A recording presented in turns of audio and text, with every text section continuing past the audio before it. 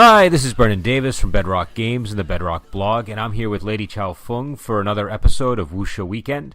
And it's going to be just us tonight, and we're going to be talking about the Chang Cheh film, Sword Stained with Royal Blood. This is a 1981 wuxia film based on a story by Jin Yong of the same name. And we should mention that it's a month to the day since Jin Yong passed, so obviously we've talked about it on the program, but if you don't know Jin Yong, also known as Louis Cha, he's the author of the Condor Heroes series, Smiling Proud Wanderer, Sword Stained with Royal Blood, which is the source material for tonight's movie, and many other stories that are constantly being made into TV shows and films.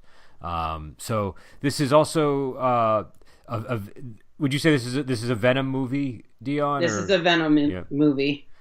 So given that it's a Venom movie, I want to let you lead and just give your what you think of this film and where you think it resides in the in the Venom catalog. Oh, I love this film. This is one of my favorites, even though it only has three Venoms: Feng, Philip Kwok, and Chang Sheng in it. I like the chemistry that the three of them have. So missing Lo Meng and Sun Qian is not a big deal to me.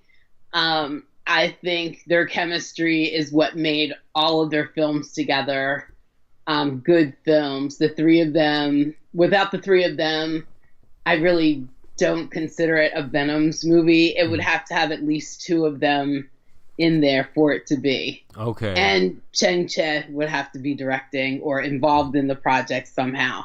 So for me, they're what made the Venoms the greatest. Okay. No. I was just curious what your thoughts were on that. And actually, before I get into my opinion, I did want to get your thoughts on one other thing.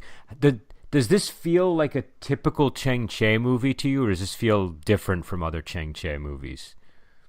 It kind of feels different because there isn't as much bloodshed as in other movies, and it's very story driven more than the action driven. You don't really get to see, I won't say there's not a lot of fighting in it, but some of his movies it's constant, and this is one where it's not constant. This was a movie where I was like, oh, I don't think there's been a fight yet. Do you know what I mean? Like there's at least 20 or 30 minutes before you really get a proper fight, I think. Yeah. And it's interesting too, because my reaction to this film is, number one, I was in a bad mood. I wasn't feeling so well, and I watched it for the first time right before this show. So this is just my reaction. And so I was not. That's never a good thing for me when I sit down and I'm in a bad mood or I don't feel well to watch a film. And then it kind of got off to a slow start. I was like, oh, I don't know how I'm going to feel about this. But as the movie progressed, I really got pulled into it. And part of it is because I had seen one of the TV series that were based on the book. Points of the story were resonating with me, like they were kind of ringing a bell. Do you know what I mean? And so I find that sometimes pulls me in more. But I just really liked the way that it's sort of like, remember when we did Brave Archer and we get to that point in the story where they do the 20 years ago, this is what happened. And yes, it's almost like this whole movie is based around that concept. Do you know what I mean? It's like, and I think, and I was thinking about it, and I mean, you're probably a little more familiar with the full Chang Cheh Venom catalog than I am, but it seemed to me like he was zeroing in on that aspect of the Jin Yong stories, maybe because you sort of had like all these like really bloody, almost more kung fu style films, and then he does Brave Archer and he does a movie like this, and these are like much more in sort of the wuxia tradition. And so I think that but the interesting part of it to me is that he in both cases he makes really good use of that 20-year backstory. And so I don't know if you had any thoughts on that, because I know you often like to talk about how Chang Cheh repeats themes or repeats an idea that he had in a new way in another movie. No, I love when he does the 20 years ago, this is what happened. And I think that in each film that he does it, he has it perfectly placed. Like, I love how this movie begins with you're getting this history lesson of the background of the main character. And you think it's going to be this like typical revenge story of a soldier whose father was killed taking revenge, but it totally goes somewhere else. And I love that about it. He knew exactly where to pick up the story. I love that he buries the reason why the Wen family is so devious and dubious in the middle of the story and not at the beginning. You have to work your way forward and then work your way out. And I like that. Storylines to me don't always necessarily have to be linear. I like to sometimes bounce around, and when he does that, he has a knack for doing it perfectly, where it doesn't seem to be out of place or why would you sit this here. It blends so well together, and then you bounce forward again, and you kind of get some things that happened 20 years ago are kind of happening when they catch up in the present, almost exactly how that happened. So you get to see patterns within the family, and which helps for me to build the characters better and make them more living, breathing, and three-dimensional. Well, and it's also interesting. He used the same actress, right, for kind of the same function in both of the movie, in both this and in Brave Archer, because it's Ching Li playing Wen Yi, and yes. and she plays Divine Mathematician in Brave Archer, and in both cases it's the backstory part is quite similar, and it kind of has a similar type of emotional heft to it. That was the part of the film that I just really enjoyed. It's funny too, but like you said, like I wasn't as fixated on the martial arts. I was fixated much more on just the story between the characters, and it was almost like really condensed melodrama. Do you know what I mean? Like, yes, definitely. It's very not heavily emotionally driven, but you do get it. You want to know how each character ends up in the end. You're very sucked in to each of the characters, and you definitely get specific vibes off of certain people. Mm-hmm. And I don't know, I have certain characters that I root for. So who are you rooting for this time around? I'm rooting for Philip Kwok's character, and actually this is really odd for me to say, but I kind of I definitely rooted for Candy Wen-er's character. Usually she annoys me in movies because she's really bratty in a lot of films, but in this one she wasn't. And she wasn't in Lover's Blade either. I really liked her in Lover's Blade as the quarreling couple. Yeah, I mean, she's kind of like I would describe her as like a tough cookie. Is sort of she's like a fiery sort of personality, and I could sort of see how it can go either way. And in this case, I mean, she's still a little bit bratty, but I think she's mainly endearing more than anything else. But yeah, my favorite character in this is probably Golden Snake. Actually, I really like Golden Snake. Now, he was the Rambler, right? The actor who played him. Yes, he's the he's the. I call him the Elvis in the universe because he's always wearing some kind of white jumpsuit, and he's the one that started the really long sideburns in these movies. So he's my Elvis in this world. Yeah, he looks like he's wearing cologne. Do you know what I mean? He's got that kind of a look. No, but what I liked about it, number one, the flashiness, but even in the TV series that I saw, this character is one of the I like number one, I like his sword. It's kind of got like a forked blade at the end of it, and I just think that looks really cool. and I like his style, and I like his martial arts, and I love the whole setup of when Philip Kwok's character Yuan finds his gravesite and becomes his student. Just the way that's all set up. Again, it's something that you see in other Jin Yong stories. You see it in Return of Condor Heroes with Yangor when he meets Brother Condor and he finds the Master Dooku's gravesite and learns martial arts after the master has died. It's a similar type of thing. But I really liked how there were these series of steps that the master had laid out in order to determine if the guy was worthy of getting either his martial arts or the poison. And, right. And so I thought that's just... Oh, go ahead. No, I was just going to say, and that's like the perfect setup because then it separates the who you should root for who you shouldn't root for, and the smart one against the not so smart. And when they're opening the chest and the two Wens come up later after Yuan finds the chest and they come in to the scene, one of them's clearly smarter than the other, but then they both end up dying in the cave. So they're like, either one of you weren't so bright. Yep. Yeah. And one of them was stupid and the other one was kind of very selfish and allowed the other to die. And that sort of proved to be both of their undoing, I guess. I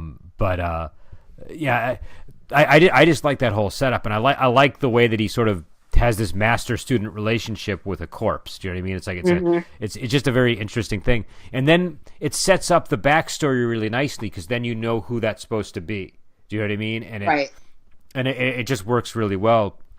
And I think in this movie, one of the things I was wondering, and again, the movie, obviously he selects a certain section of the story to tell, and that's kind of what I was wondering.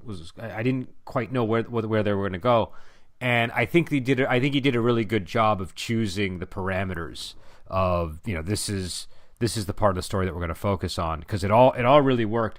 And also, it didn't really have to travel that far. Most of it was set at the Wen estate and in the cave during. Even the backstory is all set at the Wen estate and at the cave, right? So, well, most of it. There's a small snippet that's set in another town, but you only know it's another town because they tell you. Okay. So yeah, it all is very centrally located, and that can be good for a story or it can get boring for a story. Yeah. But it works with this story since it all centers around the Wen family. Well, and that's when I was getting worried when I first sat down to watch it. I was like, oh, it's clear. I think this is going to be one location. And then, I didn't know if it was going to become a problem or be a good thing. But once you get into that backstory, especially, it just really sucks you in. And I think they just do a good job of, introducing all the characters. Like when Candy Wen shows up, I like the way they introduce her in this. It's funny, in the series I saw, I think it was actually at like a pavilion by the water or something. So the change in location actually really changed the introduction of the character for me. But I just liked the whole, like you were saying, like the slow unveiling of what's going on with the Wen family and just how devious they are. And and also the sort of the little deception they play with Golden Snake, where he's presented as like a rapist or something. Do you know what I mean? And then you find out, oh, that's not real. Like the family just regards him as that, but really she's in love with him, and they have this whole this whole backstory that's really touching. And so I just think it's like a really interesting sort of love story to have in the middle of the movie. But yeah, so I don't know. I thought it was a really enjoyable film. What did you think of the? I mean, I know that it's not quite as much fighting in this one, but what did you think of the fight choreography and the kinds of fights that we saw? I thought that the fight choreography was really good, and especially since not all of it is centered on fighting for, revenge or pure hatred. That comes at the end. But, we have the little fights where I'm watching a scene now where he's trying to show one of his brothers, Yuan's trying to show one of his brother's pupils that he's actually their elder, because there's so much, not intrigue in the movie, but mysterious things that they don't know each other, even though they have the same masters and stuff, because of the way that they came to be students of the master. And they're training sequences, and they're really good. And I liked when he was fighting by himself, the scene that you mentioned at the beginning in the cave, where he was getting instruction from the golden snake, just to see individual practice. It runs a gamut of excuses for fights, but they're necessary fights. There's nothing where you can tell that the fight scenes were just thrown in to be thrown in for gratuitous sakes. They're all necessary for a reason. Yeah, no, and again, it's Venom style, so it's like the athleticism is all on display, and not a single beat is ever missed. It's pretty damn near perfect in terms of like all the moves and the exchanges. And I particularly liked a lot of the sword scenes, like a lot of the scenes where Philip Kwok was fighting with the sword. And I think I also really liked the scenes with Golden Snake. And but the scene that you mentioned earlier is another one that I like, where the woman cuts off the guy's arm, and then it becomes a whole bickering match over, when Ching wants to sort of cut off her arm as as payback, and it's, I don't know, I liked that whole interaction, and I like just how, I don't know, that I forget the female character's name who cut off the guy's arm, but she's just really strong-willed, and so it makes for a good moment in the movie. Yeah, I like the interaction between those two, because they're both kind of bratty in their own way.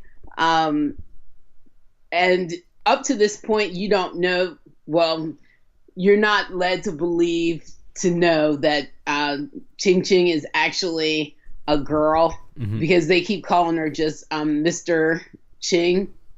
And so you think it's a girl fighting a man. But eventually it's revealed. And you know how I usually feel about stories where the woman's portraying a man, but this was like well done. Yeah, no. And I do have to comment, it must be like one of the things that I always find kind of odd is how quickly the men can pivot in this situation, where they just entirely believe, like, it's a guy, and then all of a sudden it's a woman, and then they can fall madly in love with them. Do you know what I mean? There's right. No, it seems like a very confusing situation. But in this movie, it really makes sense, because Yuan was raised in the mountains, and he wasn't raised around any other people, just 3 other men, his master, his master's friend, and his servant. So he's not really going to know what a woman looks like unless they are specifically looking like a woman. The way the way they dressed her, except for her colors, purple and the pinks, pretty much she looked like a man. She didn't wear any earrings, but I don't know, Candy Winter is pretty anyway, so it's kind of hard fact to make her look like a man unless you put some kind of mustache and beard on her. But we can obviously tell that she's a woman. But I like that they picked her to play this role and not somebody that was more homely, I guess. Yeah. I don't know. I just think that their actor choices was spot on in this one. Yeah, no, I thought she was good in this one. I thought she did a very good job in this one, and I thought that. Now here's a question. What did you think of the Lu Feng character? Oh, he's the one I had deep disturbings about. He creeps me out I everybody knows that I really love him as a person, but what I think makes him such a good actor in a villainous or a not so straight up role is the fact that he's such a good person that he can play the opposite so well. But in this movie, he creeped me out. I not necessarily like him when he plays a character with a beard and a mustache. I like when he's a clean-shaven character. Okay. Even when he's a villain. But then when they give his backstory of attempted rape and, you know, just the way he's so standoffish when they're having that conversation. And he's almost proud of it. Pavilion. He's very proud of the fact that he was trying to rape a woman. You know, so it was just like, yeah, that really creeped me out.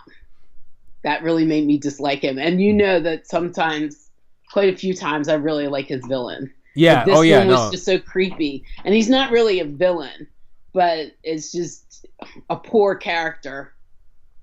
Yeah. His character has poor moral standards. Yep, definitely. Yeah, definitely. The whole Wen family seems to have issues with being upright and good. But see, I think that for the most part, but I kind of think that Chiang Sheng's character wasn't all that bad. He was just following orders. I mean, he never did anything that would make you believe that he was like malicious. Well, he doesn't have a malicious facial expression ever either. So like, even when he's the bad guy in a couple other movies, he doesn't have that. He says they called him Cutie Pie because he has that sweet, innocent face. Yeah, you trust him either way. Like he seems like somebody that can be reasoned with, even when he's playing a bad person or something. You know, he just doesn't come off. He doesn't give off the vibe of a bad guy. You know what else I liked about this movie too is the things like the 5-element array and like all the different techniques and stuff that they were doing. I thought that stuff was all really cool. I thought that was really, really cool, and I like how he transposed the element array onto the rug, even though they weren't fighting on it per se. Yep. But in the one match where Yuan is guiding the iron abacus through it to get him out of it, I liked how you kept seeing the image on the floor.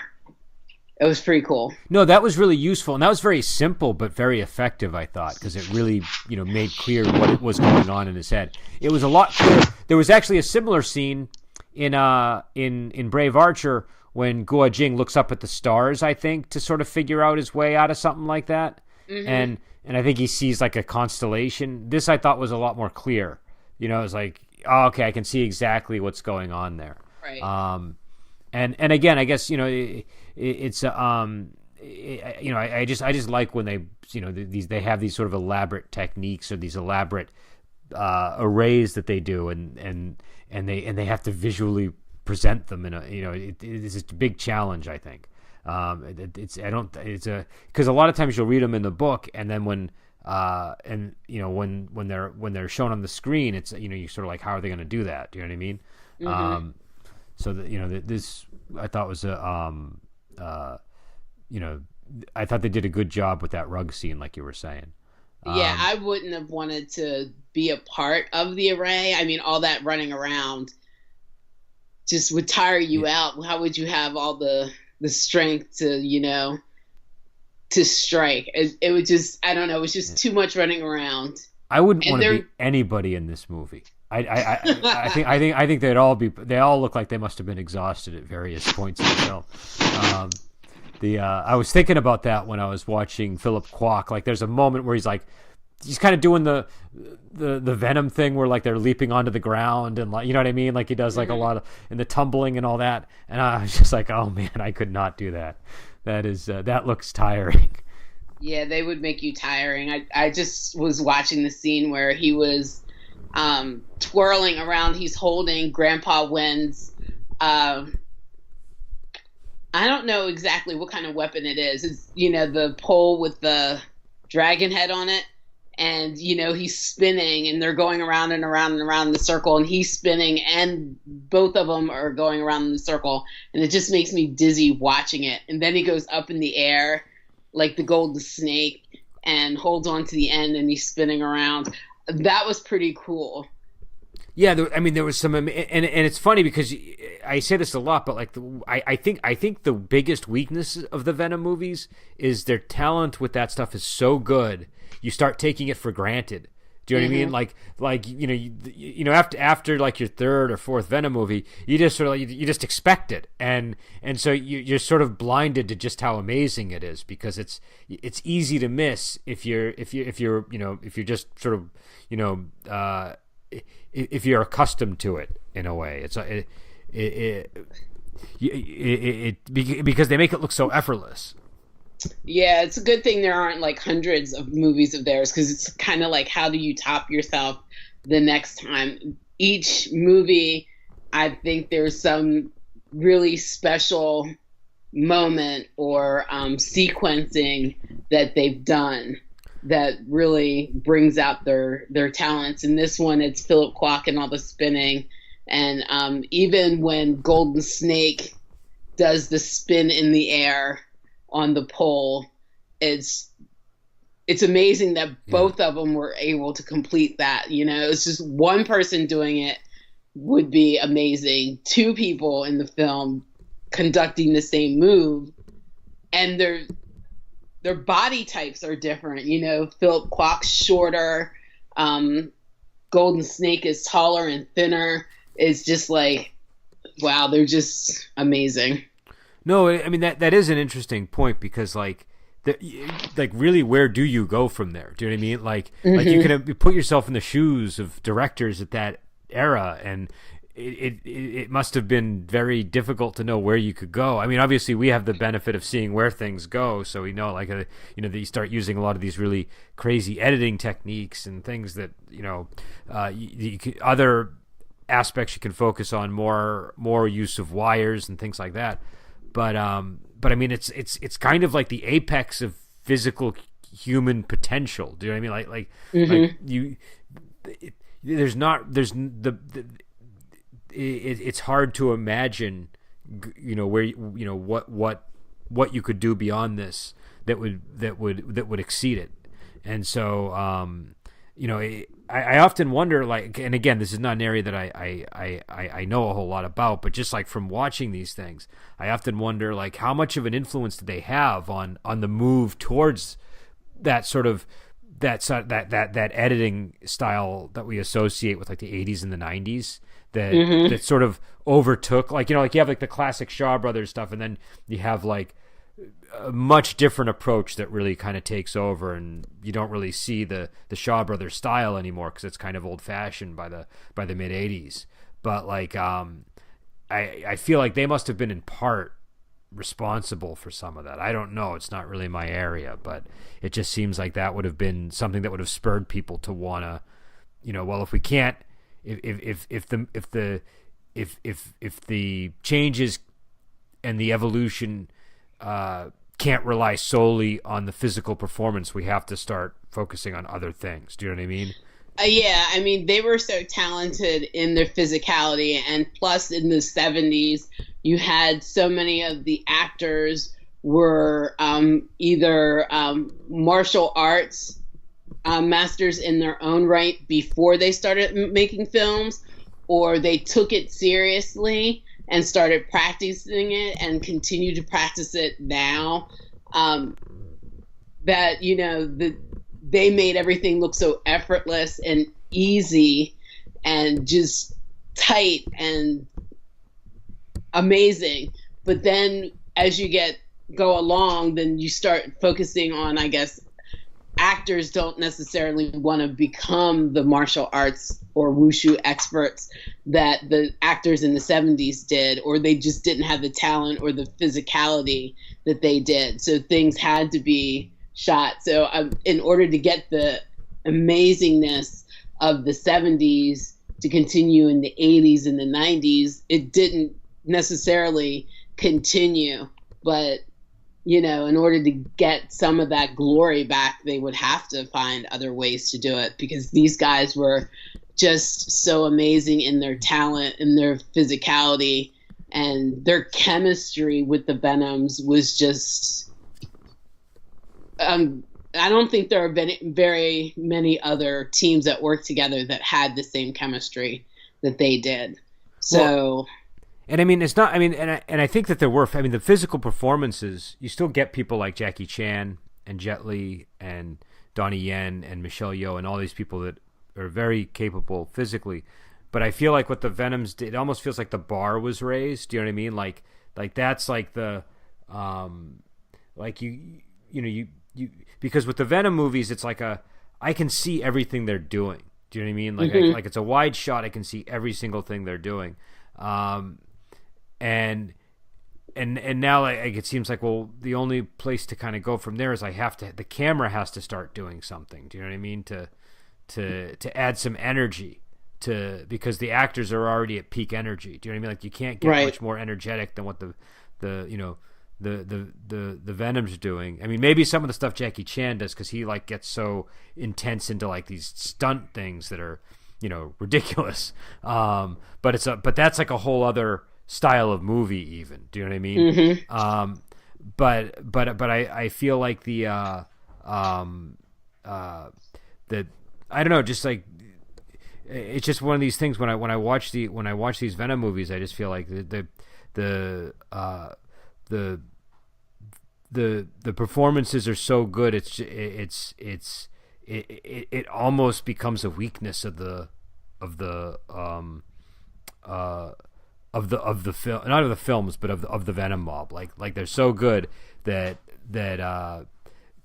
it makes it easy to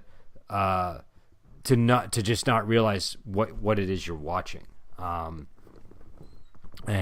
yeah, so I don't know, but on the other hand, the movies have become so classic that you can't mention 1970s martial arts films without including the Venoms. Their debut film, The Five Venoms, is like regarded as one of the top absolutely martial arts films. It's on everybody's must-watch list. It just makes them a more special group than anybody else. And some people can take it. A lot of people, I think, do take it for granted. Well, it's kind of like, how like you get used to a certain smell or you get used to a certain sound and you don't hear it anymore. Do you know what I mean? Mm-hmm. I think it's like that. Like, it's just like it's there. And so you're just not even noticing it anymore. You kind of have to stop and check yourself and say, oh yeah, this is really good. Do you know what I mean? Mm-hmm. But I just constantly have that feeling when I watch these things because like they're it's like clockwork. They can just jump right into it and bop bop bop. They've got like all the it's like it just looks so easy but it's not. Not many people can do it. So but yeah, I guess in terms of this specific movie, was there anything else that we should probably cover that we haven't discussed or that we haven't any points that we haven't raised about it? Well, we didn't talk really much about the backstory. Do you want to talk about that? Well, I guess when it comes to the backstory,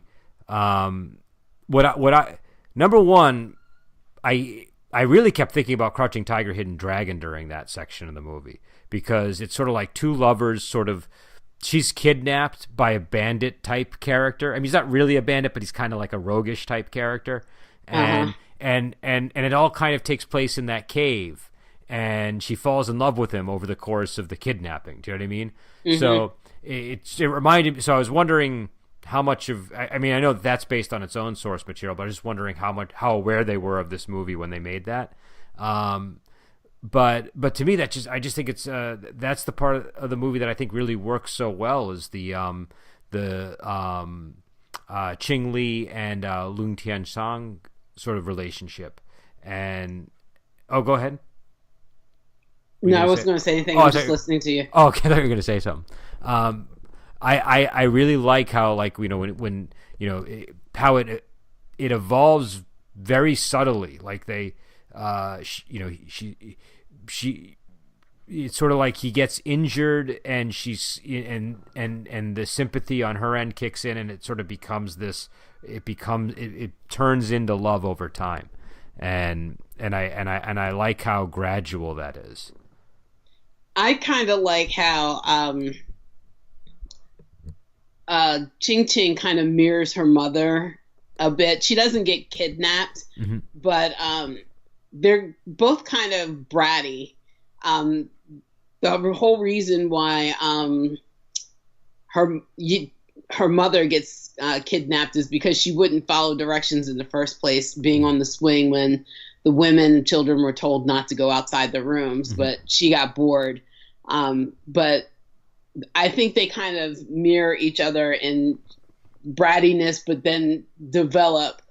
She falls in love with the golden snake, and you could tell obviously at the beginning that Ching Ching was oogling Yuan when they were in the restaurant. She had kind of googly eyes for him at the very beginning. So they both end up falling in love with people that were totally outside of their family, that their family didn't approve of.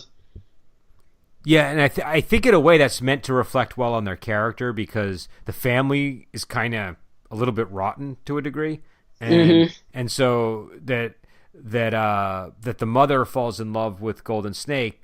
It sort of shows that she's attracted to some of his chivalrous qualities, and I think it's the same thing with the Wen Ching Ching character, where she's drawn to his chivalrous nature. And so they're part of this family, but they don't really fit in with it. Do you know what I mean? They're like they're sort of the black sheep because they're the righteous ones in a way, right? But you don't know how well sheep when you fit in with them to begin with, because before kidnapping we don't get much of a sense of who she was. Yeah. But after we realize that she's more righteous than the rest of her family. Yeah, and she's easy to misjudge because number one, it's Candy Wen, and she often plays very ambiguous characters. Do you know what I mean? Like I a lot of movies I've seen her in, she's either been a character who's walking the line between a good guy and a bad guy, or actually a bad guy, or in league with the bad guy. So you don't really when you see her, you're not necessarily sure what you're going to get. So I think that was another reason it was good casting is when I see her pop up in a movie, I don't immediately know is she going to be heroic or is she going to be bad. Whereas there's certain other actresses and actors, when they show up, I kind of know just based on who it is that it's probably going to be a good guy. Do you know what I mean? But yeah, I think the backstory in this, again, it was one of my favorite parts of the Brave Archer series, and I feel like he just really expands on that and makes it the center of the movie, and it works really well. It's I love the, it's almost like a trope, but I like it. I like the I like having these 20-year backstories where the characters walk into a situation and it seems like it might be one thing, but then they find out, oh no, all this stuff happened, and it kind of layers in all these additional details and it adds emotional weight to everything, and it's a really good technique, I think. And Jin Yong, he does it a lot. It's very common in his stories, but I think he makes very good use of it, and it creates a sense of, this is, not only is the world sort of big in terms of like there's an extensive martial world that all of these sects and groups belong to, but it's big in terms of time too. Do you know what I mean? Like there's history, and the characters all have backstories that are important, and so it's one of the things I think Jin Yong's really good at, and I think Chang Cheh was sort of honing in on that in this movie, sort of emphasizing it, and yeah, so I think it worked great. Yeah, I totally agree with that. Chang Cheh has just a way of honing in on the right details and the right way to play something so that the movie is a good movie. And because if you don't hone in or don't focus on that love story between the Golden Snake and Wen Yi, then the story takes a whole different turn. If you completely gloss over that, the movie isn't a good movie. It's central. So I just think he has a knack for picking the right focus when he uses source material like this. No, and it's also interesting too because Chang Cheh is often sort of regarded as the guy who doesn't like to have the female characters and doesn't like to focus on the love story. Kind of, in a lot of the 70s movies that he makes, the female characters are kind of pushed to the side or they're not as significant. But a lot of his early movies had love stories as a really big part of them, like The Assassin or The One-Armed Swordsman. And this feels a lot like getting back into that territory, but with a little more brevity, maybe. I think this is one where he again. I said there's a bit of a concentrated quality to a lot of it, but I think he's bringing a lot of that in from from his earlier movies where there was often this love story that was really centering the whole thing. And I think I think that is the case here. The love story is what really makes this movie work. Yeah, I totally agree with that. Especially with the movies with the Venoms in it, there usually isn't like a strong female lead that goes in, especially a romantic part. I heard rumors about that people didn't like to see their Venoms with women, but in this case, one gets one, but towards the end, and the main love story isn't between a Venom and a woman. But if you notice in like Two Champions of Shaolin, Lo Mang falls in love, but his wife dies on their wedding night. So, she didn't last long. So, but yeah. This was pretty tragic too. This one was a pretty tragic love story as well. Well, yeah, but she ends up dying later, but she didn't die like right away. So I mean more in terms of like the separation that they have to endure, right? Which I think, again, I guess that's another part of the love story I really like is there's this whole history that this guy has with the family, which is it doesn't lend itself well to a functional relationship. And he sneaks into a room and they sleep together and they end up he ends up losing. What do they do? They cut his tendons, basically, right? Right. They in take his legs. Which is just awful. Like this guy's this incredible martial arts expert. Like he's taken out 20 guys at a time, and they poison him, and then when he's drowsy, they tie him up and remove his martial arts ability essentially, and so then they are separated, and so again, I think that's another reason why the story works is this the longing of the Ching Li character to see him, and that look on her face when she finds out that he's died, because Philip Kwok's character Yuan is trained under him at his gravesite, and so and when he relays that information, she passes out, right? Doesn't she pass out? Or so yeah, all those pieces all just kind of work together really nicely, and it's because of that aspect to the love story, I think. But yeah, I thought this was this is my first time seeing it, so I don't have like a really deep sense of the movie, but I really enjoyed it. And I think the only thing I would say about it is I think it's the kind of movie you have to be willing to be affected by it in the way that it wants to affect you. Do you know what I mean? If you put up your shields, you're not going to get that experience because it, like I said, the brevity with how it handles sort of the melodrama could be something that a person might dismiss if they are if they're not open to it. But if you're open to it, I think it's very moving. And I think I think, just it's the kind of movie I would say sort of leave your cynicism at the store at the door. You know what I mean? Don't go in a little bit open and you'll enjoy it. But again, I started watching the movie in a bad mood, and it put me in a good mood, and so I think that's a sign that it's a well done film. I was already getting ready to sort of like, okay, these are going to be my criticisms of the movie, and then that fell by the wayside. I would say about 15 to 20 minutes in, I started kind of getting really really into it. But yeah, I don't know. What are your final thoughts on it? I love this film. It's one of my top 5 Venom movies. Just for the love story.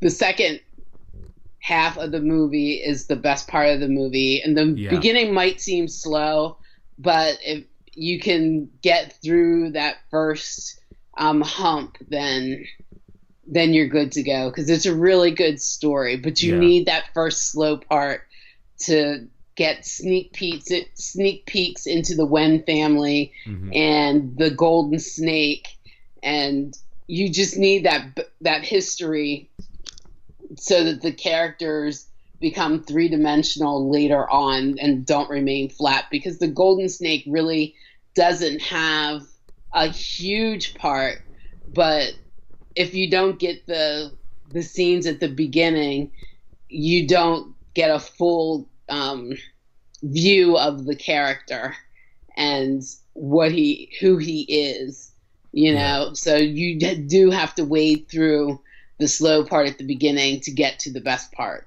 Yeah, no, I agree with that 100%. Yeah, because when I said it was boring at the beginning, or not boring, but like it wasn't, it just wasn't pulling me in initially. I think that it's stuff that pays dividends later on, so it's all essential stuff. And by the time you get into the scene with the cave, that's when it really kind of starts to move. I think that's when you're like, oh, this is kind of interesting. Like, what's this a little piece of treasure? And oh, there's like a hidden trap in it, and like another box beneath the first box, and so that's just like a ruse. So you it starts drawing you in with those things, and then when he meets when Ching Cheng, things start to get really interesting, and then when you get to that backstory, that's when the movie really really seems to open up, I think. So yeah, I think it's a very good film. I was delightfully surprised as it moved along, and as I got more and more into it.